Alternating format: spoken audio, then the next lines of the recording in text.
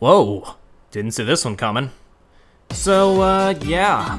Almost exactly 1 month after my little video essay, Nippon Ichi Software decided to announce a pretty substantial update for Mad Rat Dead. So I thought I'd make a bit of a shorter video this time, tackling what it brings to the table.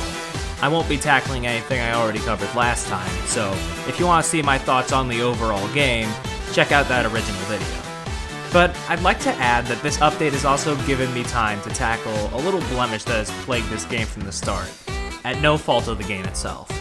It's a complaint I can give to most big companies, actually, and it's something I've been meaning to get off my chest for a good while now. But that can wait. Before we talk about why the little guys matter, let's go over Mad Rat Dead's surprising update. If you told me before that Mad Rat Dead's update was going to add extra content to the game, I would have laughed that off as a lie. If you told me that each track was gonna go this hard, well yeah, no duh, the soundtrack already goes in. First off, I'm still in disbelief they put Top Hat Kyo's rap cover of the main theme in the game. That's just delightful.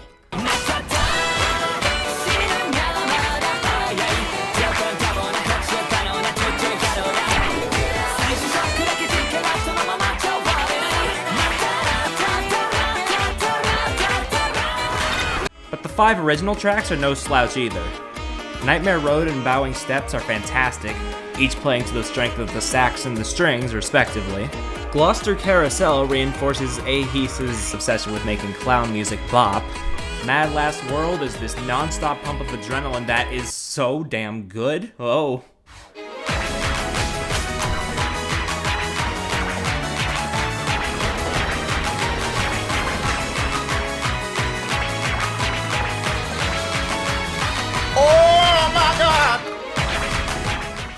And hey, even Camellia came back for the update. To be honest, I would have loved some new stages for these songs, but those do take a lot of time to whip up, I'd imagine, so I'm happy with just the songs. 6 new tracks, and of this quality too. We're eating good out here. Easy mode is also a very welcome addition, doing away with the timer entirely so that you can practice getting the beat to your heart's content. While I probably won't use it much myself, I think for accessibility's sake, this is a very good addition. It'll allow a lot more people to play without the stress of a time limit holding them back. The more people that can play this game, the better. And we have a scoring system, an honest to Rat God scoring system. Before, the only thing that was recorded in the stage select was your best time on each stage, and while that was neat, encouraging people to move as fast as possible and streamline their movement for each course, I think a traditional score system was needed as well. Glad to have that. Now, if only there were online leaderboards. All things considered, this was a pretty meaty update for a game with so little press. A lot of effort was probably put into this, and I'm happy it was. It shows how the smaller projects in the studio's arsenal aren't just one and done. But that being said, why did I have to learn about this update from a random news blog that I don't even follow?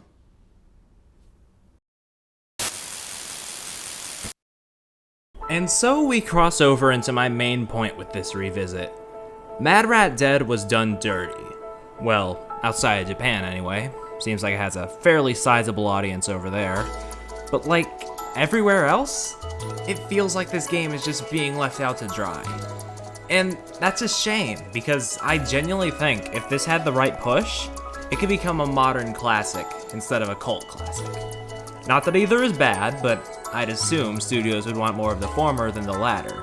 But as it stands, it feels like NAS America just wants nothing to do with it. Like, compare how this game was promoted in Japan to the rest of the world. In Japan, you get this phenomenal trailer with some flashy visuals, going over the story, how the game works, and that kickin' soundtrack. Hell, they even made a sweet little soundtrack sampler video. And well, NIS America did carry some of that over. But they also made this.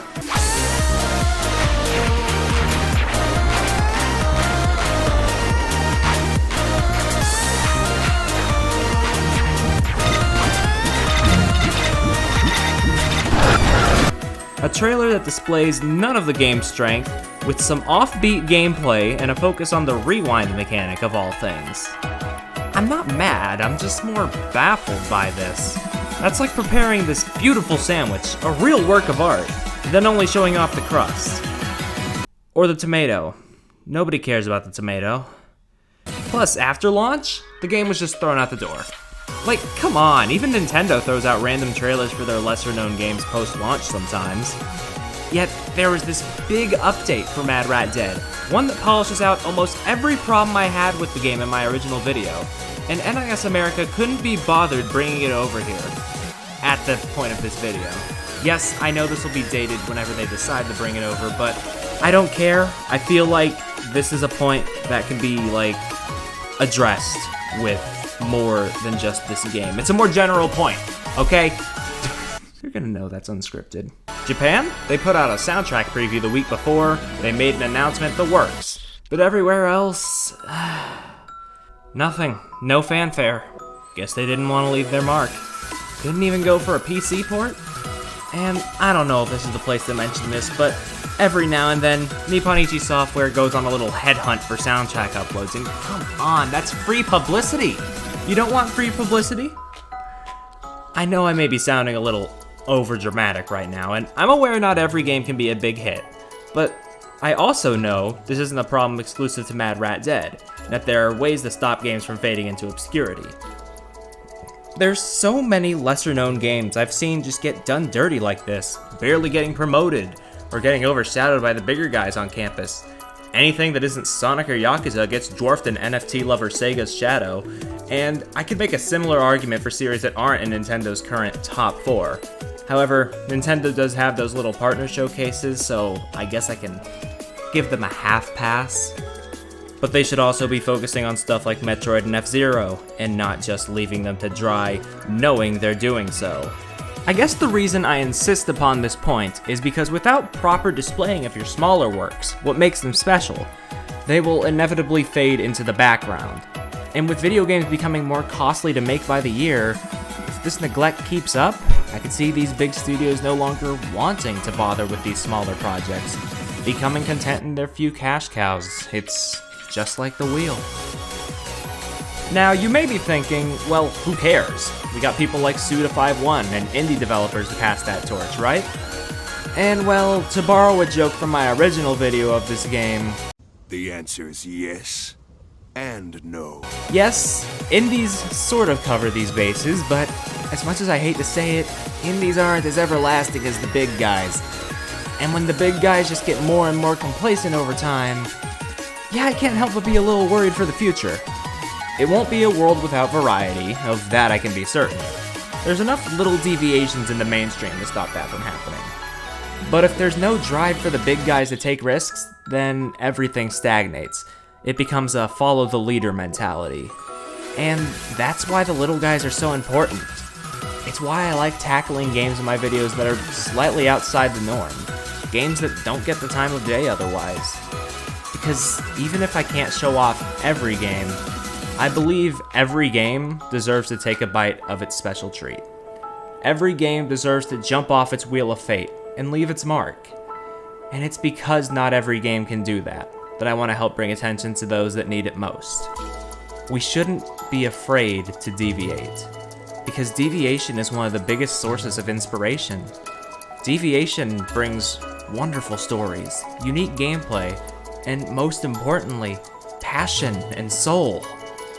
I just hope the rest of the gaming landscape can see that someday, and that maybe the little guys can live in harmony with the big guys. Anyway, I don't really know how to end this one, so yeah, go play Mad Rat Dead.